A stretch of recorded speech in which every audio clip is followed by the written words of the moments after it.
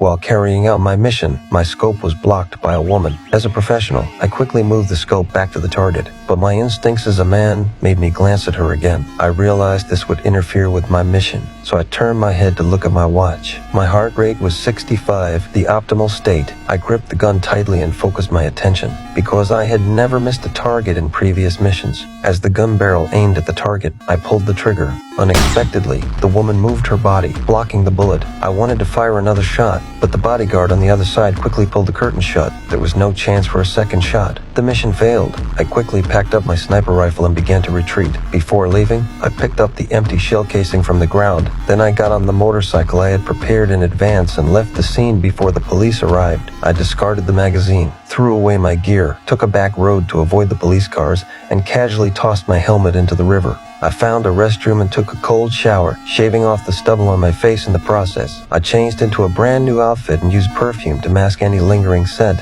This transformed me into an ordinary traveler. I then hailed a taxi by the roadside and headed to the airport. Before entering the airport, I threw the last gun I had into a trash can. Even though I was so cautious, I was still worried that the police dogs might detect the gunpowder smell during security check, so I carefully looked around and quietly left the line. After arriving at the restroom, I washed my hands thoroughly again. While tidying up the sink, I decided to throw away my watch as well. After that, I bought a new ticket under a fake name. This allowed me to pass through security smoothly. I then reported the failed assassination mission to my superiors. After the call ended, I removed the SIM card and crushed the phone with my foot. Even after boarding the plane, I remained on high alert. I actually noticed a suspicious man in a suit and glasses. While I was processing the transfer procedures, the man in the suit reappeared in my field of vision. Years of professional training told me this man in a suit was a threat, so I decisively abandoned this flight and decided to stay at the airport for the night before leaving. At the hotel, I asked the waiter to bring me dinner,